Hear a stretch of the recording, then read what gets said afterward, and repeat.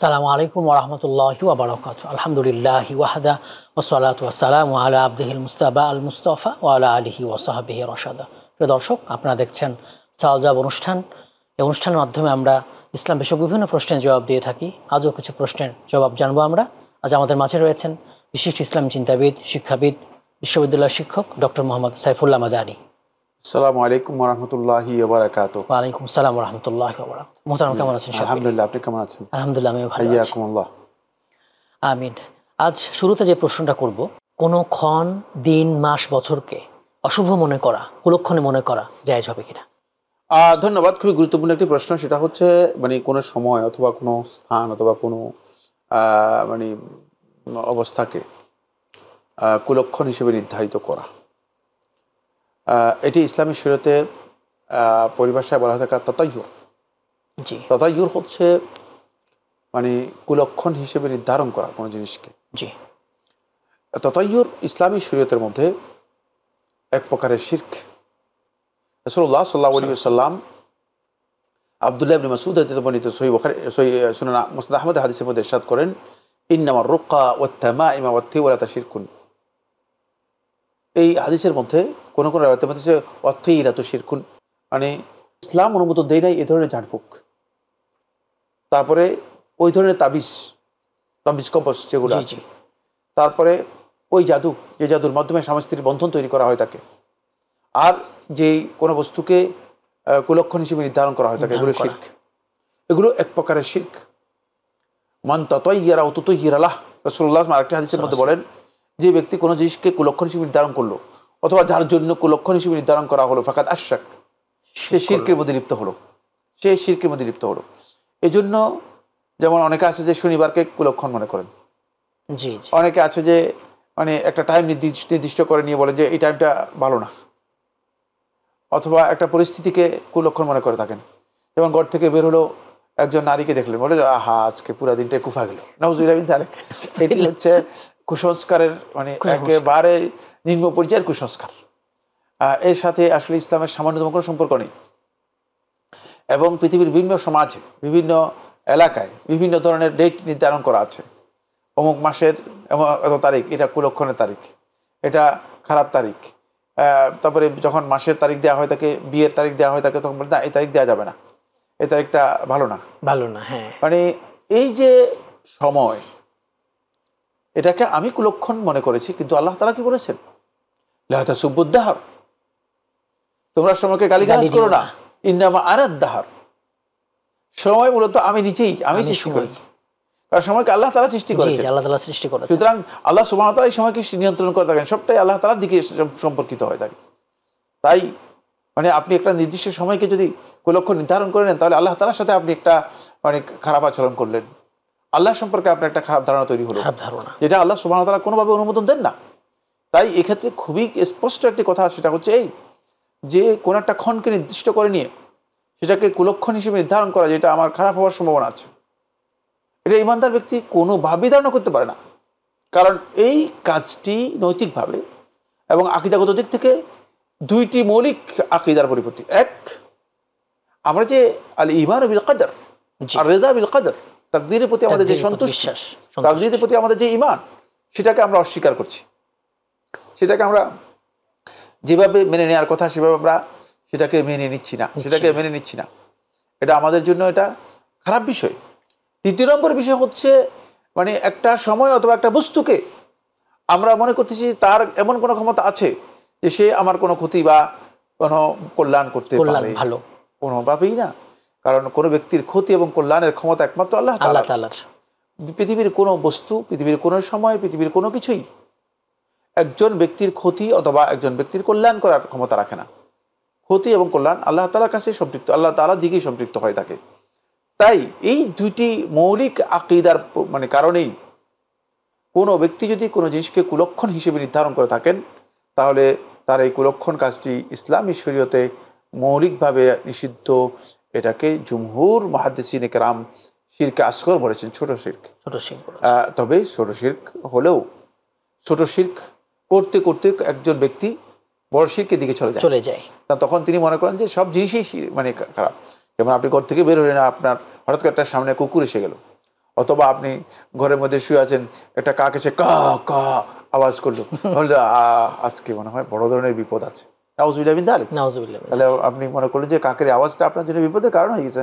এই যে ধারণাগুলো, এগুলো আমাদের দেশে ব্যাপকভাবেই ছেয়ে আছে।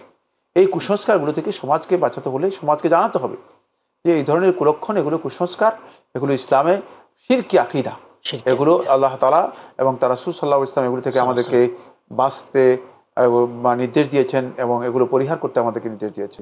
আমিন। মোহতারাম, এবার জিজ্ঞেস করব, জি বলুন। বর কনের বিয়ের কথা পাকাপাকি হয়ে গেছে, এই মুহূর্তে তারা একসাথে ঘুরতে পারবে কিনা, শপিং করতে পারবে কিনা? খুবই যৌক্তিক এবং প্রাসঙ্গিক। বিশেষ করে বর্তমান প্রেক্ষাপটে আমরা এই বিষয়টি লক্ষ্য করে যাচ্ছি। সেটা হলো এই, অনেক সময় দেখা যায় যে বিয়ে হয়নি বা বিয়ের কথাবার্তা হচ্ছে, তখন দেখা যায় যে বর কনে দুজনকে অনেক জায়গায় তারা ঘোরার জন্য যায়, বাইরে যায়, তারপরে শপিং মলে যায়, শপিংয়ে যায়, ইত্যাদিতে যায়, এবং দেখা যায় যে অভিভাবকরা এটাকে সমর্থন করে থাকেন। এটি ইসলামী শরীয়তে হারাম।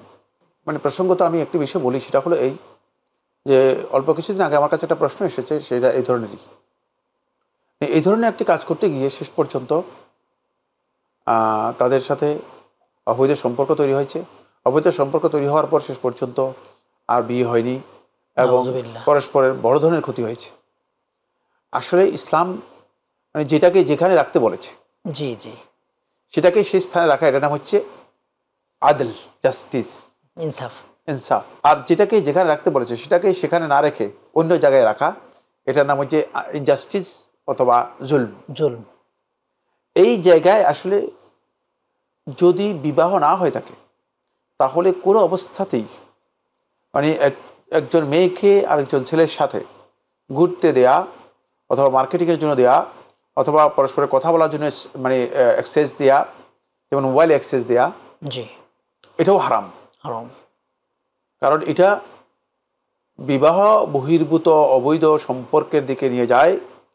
কারণ এই জায়গায় ফিতনার একটা বড় মানে স্কোপ আছে। জি জি। আর আমরা দৃঢ়তার সাথে এটা জানি যে শয়তান তো আছেই। আছেই। রাসূলুল্লাহ সাল্লাল্লাহু আলাইহি ওয়াসাল্লাম বলেছেন, ইজা খালা রাজুলুন ইমরাআতুন, যখন কোনো একজন পুরুষ এবং নারী কোনো জায়গায় একান্তে অভিসারে আসে, জি, মানে কোনো কারণে একসাথে হয়ে যায়, আশ-শায়তানু সালিসুহুমা, শয়তান তাদের মধ্যে তৃতীয় ব্যক্তি, তিনজন, তৃতীয় জন হয়ে শয়তান এসে যায়। মানে শয়তান এই তৃতীয় ব্যক্তি হিসেবে, শয়তান যখন আগমন করে তখন শয়তান কিন্তু তার কাজ, তার যে স্টেপগুলো আছে, পদক্ষেপগুলো আছে, সেগুলো অ্যাপ্লাই করার চেষ্টা করে, সর্বোচ্চ চেষ্টা করে। আপনি এমন জায়গায় গিয়েছেন যে জায়গায় পদস্খলনের জায়গা, ভয়ঙ্কর পিচ্ছিল জায়গায় গিয়ে জি জি আপনি সেখানে টিকে থাকতে পারবেন, এটা ধারণা করা কঠিন। সুতরাং এই কারণেই মূলত ইসলাম বিবাহ পূর্ব এই ধরনের আচরণগুলোকে মোটেও অনুমতি দেয়নি। যদি বিবাহের কথাবার্তা পাকা হয়ে যায়, বিবাহ যদি নিশ্চিত হয়ে যায়, তাহলে কেন একজন ব্যক্তি তিনি বিবাহ কমপ্লিট না করে মানে এই ধরনের আচরণ করতে বা এই ধরনের মেলামেশা করতে অনুমতি দেবেন? এটা আমি মনে করি মোটেও ইসলামী শরীয়তে বৈধ নয়। আর যেহেতু নারী পুরুষের বিবাহোত্তর বা বিবাহের আগে নারী পুরুষের যেই মেলামেশাটা, এই মেলামেশাটা বড় ধরনের আশঙ্কাজনক। এই কারণেই বিবাহের কথা যদি কমপ্লিট হয়, উচিত হচ্ছে মানে আলাল আকাল কমপক্ষে মিনিমাম যেটি করবে সেটা হচ্ছে আকদ হয়ে যাবে, মানে বিবাহের আকদ হয়ে যাবে, বৈধ আকদ হয়ে যাবে। বৈধ আকদ হয়ে গেলে পরস্পরের কথা বলতে বাধা নেই, এবং পরস্পর যদি প্রয়োজন মনে করে শপিং মলে যেতে বাধা নেই, কোথাও যেতে চাইলেও যাওয়া বৈধ আছে। কিন্তু এটাও আমি মনে করি যে উচিত নয়, কারণ হলো নবী সাল্লাল্লাহু আলাইহি ওয়াসাল্লামের মানহাজ থেকে এটা বোঝা যায়। নবী সাল্লাল্লাহু আলাইহি ওয়াসাল্লাম উম্মুল মুমিনিন আয়েশা রাদিয়াল্লাহু বিয়ে করেছেন, মক্কাতে বিয়ে করেছেন। জি, নবী সাল্লাল্লাহু আলাইহি ওয়াসাল্লাম মক্কাতে বিয়ে করেছেন, নবী সাল্লাল্লাহু আলাইহি ওয়াসাল্লাম হিজরত করে চলে আসছেন। উম্মুল মুমিনিন আয়েশা রাদিয়াল্লাহু তিনি ঘরে উঠেন নাই, মক্কাতেই বিয়ের কথা ফাইনাল হয়েছে, বিয়ে হয়েছে। সেটি হচ্ছে রাসূলুল্লাহ সাল্লাল্লাহু আলাইহি ওয়াসাল্লামের হিজরতের আগের বছর। জি, হিজরতের আগের বছর রাসূলুল্লাহ সাল্লাল্লাহু আলাইহি ওয়াসাল্লাম উম্মুল মুমিনিন আয়েশা রাদিয়াল্লাহু বিয়ে করেছিলেন, আগের বছর। তারপরে রাসূলুল্লাহ সাল্লাল্লাহু আলাইহি ওয়াসাল্লাম আসছেন, এসে রাসূলুল্লাহ সাল্লাল্লাহু আলাইহি ওয়াসাল্লাম দ্বিতীয় হিজরি সনের শুরুতেই আল্লাহ রাসূল সাল্লাল্লাহু আলাইহি ওয়াসাল্লাম আয়েশা রাদিয়াল্লাহু আনহাকে তারপরে তিনি তার ঘরে স্ত্রী হিসেবে গ্রহণ করেছেন। এখান থেকে বোঝা যায় মূলত মানে বিয়ে হওয়ার পরেও যদি সঙ্গত কোনো কারণ থাকে তাহলে সেক্ষেত্রে মানে ঘরে উঠানোর প্রয়োজন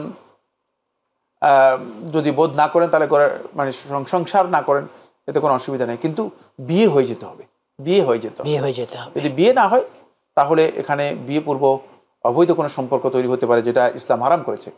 আর এটা ওই নিষেধাজ্ঞার অন্তর্ভুক্ত। কোন নিষেধাজ্ঞা? সেটা হলো আল্লাহ তাআলা কোরআনে যে নিষেধ করেছেন ওয়ালা তাকরাবুজ জিনা, আল্লাহ তাআলা কোরআনে জিনা এর ব্যাপারে মানে শুধু জিনা করো না, জিনা তোমাদেরকে হারাম করেছি এইভাবে নিষেধ করেন নাই। জিনা যখন আল্লাহ তাআলা নিষেধ করেছেন, ব্যভিচারের কথা যখন আল্লাহ তাআলা নিষেধ করেছেন, বলছে ওয়ালা তাকরাবুজ জিনা, জিনার কাছেও যেও না, ইন্নাহু কানা ফাহিশাতান ওয়া সাআ সাবিলা। এটি অত্যন্ত নিকৃষ্টতম কাজ এবং অত্যন্ত অশ্লীল কাজ। ফলে আল্লাহ তাআলা কঠিনভাবে বলেছেন যে কাছেও যেও না। এখান থেকে সমস্ত আহলুত তাফসীর বিশারদগণ কথা বলেছেন যে কাছেও যেও না বলতে বোঝানো হয়েছে মানে যেই জিনিসগুলো মানে আপনাকে ওই দিকে নেবে। সুতরাং অবাধ মেলামেশা, অবাধ চলাফেরা, শপিং মলে যাওয়া, এগুলো তো আসলে ওই দিকেই নিয়ে যাবে, বিবাহ পূর্ব ওই কাজের দিকে নিয়ে যাবে। সুতরাং এটা ওই নিষেধাজ্ঞার অন্তর্ভুক্ত। এই কারণেই জিনা ও মুকদ্দিমাতুহু, জিনা এবং জিনার পূর্ববর্তী যে সমস্ত কাজ জিনার দিকে মানুষকে ধাবিত করে, এই সব কিছুই হারাম ইসলামী শরীয়তে। মসজিদের পাশে কবর দেওয়ার বিশেষ কোনো ফজিলত আছে কিনা? মসজিদের পাশে কবর দেওয়া এটা একটা আবেগের বিষয়। এই আবেগটা আসলে সঠিক নয়। প্রথম কথা হচ্ছে কবরস্থান হতে হবে, কবরস্থান মসজিদ থেকে সম্পূর্ণ আলাদা। মসজিদ হচ্ছে মাউদুল ইবাদা, ইবাদতের জায়গা। আর কবরস্থান হচ্ছে মানে যেখানে ইবাদত করা হারাম। দুই মেরুর আলাদা, দুটো আলাদা মেরু। কবরস্থানকে ইবাদতের জায়গা হিসেবে মনে করার কোনো বৈধতা নেই। এই কারণে কবরস্থান হবে মসজিদ থেকে সম্পূর্ণ আলাদা। আমাদের এই সমাজে একটা ভয়ঙ্কর মিসকনসেপ্ট জারি আছে, সেটা হলো এই, অনেকে মনে করে থাকেন যে মসজিদ আর কবরস্থান কাছাকাছি হওয়া ভালো, এবং তারা মনে করে থাকে যে মসজিদে ইবাদত করবে, আল্লাহর বান্দারা কোরআন তেলাওয়াত করবে, আজান হবে, আর কবরস্থানে যারা আছে কবরস্থান থেকে তারা এগুলো শুনবে, এগুলো সওয়াব পাবে সরাসরি। এটা আসলে বিষয় না, কারণ সওয়াবের বিষয় মানে কবরের সাথে জড়িত নয়। সওয়াবের বিষয় হচ্ছে তার আমল নামার সাথে জড়িত। সওয়াবের বিষয় এটা আল্লাহ তাআলার সাথে সম্পৃক্ত বিষয়। এটা আল্লাহ সুবহানাহু ওয়া তাআলা তার আমল নামার মধ্যে আল্লাহ তাআলা পছন্দ করলে দেবেন, পছন্দ করলে দেবেন না। এই ধারণা একেবারেই গলত একটি ধারণা ছিল। মসজিদের সামনে কবর, মসজিদের পাশে কবর, কোনো কোনো মসজিদের ভিতরেও কবর দেখতে পাচ্ছি। হ্যাঁ, এই যে ধারণাগুলো, এই ধারণাগুলো একেবারেই গলত। কবর হচ্ছে মাউদুল ইবাদা, ইবাদতের জায়গা। মসজিদ হচ্ছে মাউদুল ইবাদা, ইবাদতের জায়গা। আর কবর হচ্ছে যেখানে ইবাদত করা হারাম। বুঝলেন? সুতরাং দুইটাকে সম্পূর্ণ আলাদা করতে হবে। দ্বিতীয় নম্বর যে বিষয়টি সেটা হচ্ছে এই, অনেকে এই ধারণা করে থাকেন যে মসজিদে মুসল্লিরা আসবে, মুসল্লিরা আসার পরে মুসল্লিরা মসজিদে সালাত আদায় করবে, সালাত আদায় করার পরে তারপরে কবর জিয়ারত, কবরস্থান কাছে থাকলে কবর জিয়ারত করবে, সবাই কবর জিয়ারত করবে, দোয়া করবে, তাহলে আমরা অটোমেটিক দোয়া পেয়ে গেলাম। এই কথাটা শুদ্ধ নয়। তার কারণ হচ্ছে কবর জিয়ারতটা এটা হচ্ছে একটা ঐচ্ছিক বিষয়। কবর জিয়ারত আর কবরবাসীর জন্য দোয়া এক জিনিস নয়। কবর জিয়ারত খুব গুরুত্বপূর্ণ বিষয় নয়, কবর জিয়ারত হচ্ছে একটা বৈধ বিষয়। কিন্তু কবরবাসীর জন্য দোয়া করা এটা হচ্ছে যারা নেক সন্তান তাদের জন্য গুরুত্বপূর্ণ দায়িত্ব। দুটোর মধ্যে বিশাল পার্থক্য রয়েছে। নেক সন্তান সে তার পিতামাতার জন্য দোয়া করবে, ওয়ালাদুন সালিহুন ইয়াদউ লাহু, নেক সন্তান, ওই নেক সন্তান পিতামাতার জন্য দোয়া করবে। সুতরাং মানে দোয়া করাটা হচ্ছে একটা গুরুত্বপূর্ণ বিষয়। দোয়া করার জন্য কবরস্থানে যাওয়া শর্ত নয়, কবর জিয়ারত শর্ত নয়। আপনি পৃথিবীর যে কোনো প্রান্তে থাকেন, পৃথিবীর যে কোনো ভূখণ্ডে থাকেন, যেখানেই থাকেন, আপনি আল্লাহ তাআলার কাছে আপনার পিতার জন্য, আপনার মায়ের জন্য, আপনার মৃত আত্মীয়ের জন্য, আপনার মৃত স্ত্রীর জন্য, আপনার মৃত সন্তানের জন্য আপনি দোয়া করতে পারবেন। আমরা আসলে কবর জিয়ারতের মাকসাদ, টার্গেট এবং উদ্দেশ্য সম্পর্কে আমরা বেখবর।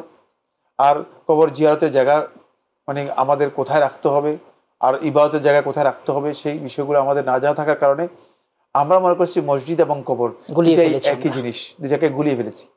না, মসজিদ একেবারেই নির্ভেজাল আল্লাহর সন্তুষ্টির জন্য ইবাদতের জায়গা। জি আর কবর জিয়ারত হচ্ছে এখানে যে কোনো ধরনের ইবাদত করা হারাম।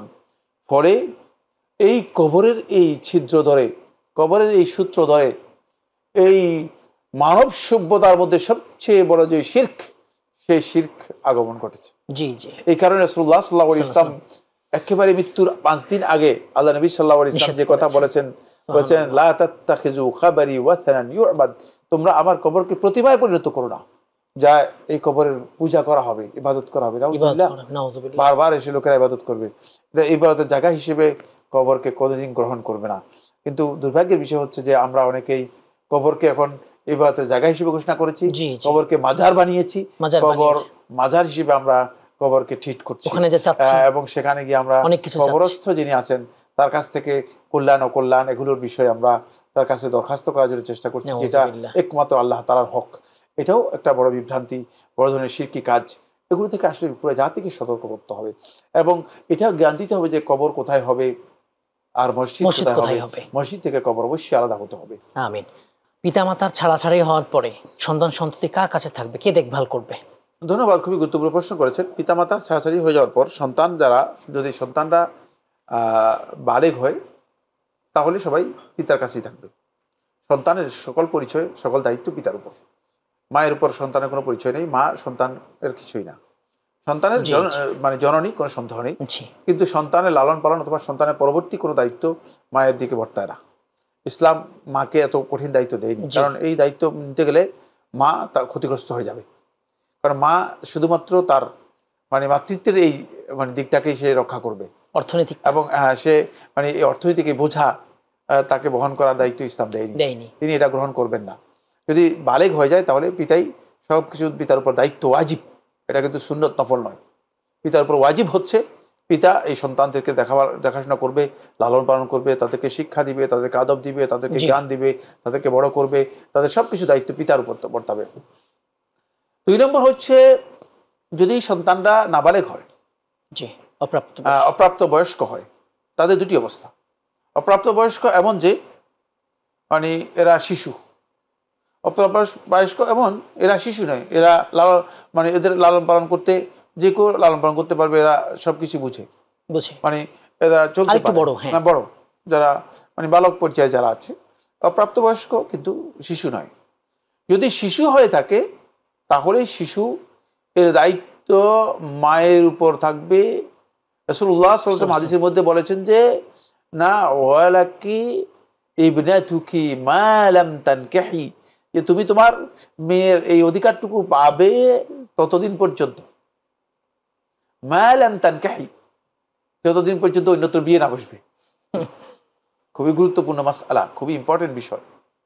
কারণ এই মা তো আসলে মানে এই সন্তানের জন্য তার ব্যক্তিগত জীবনকে ধ্বংস করতে পারেন না, তার শারীরিক চাহিদা যেটা আছে সেটাকেও তিনি কি করতে পারেন না, এটাকে উৎসর্গ করে দিতে পারেন না।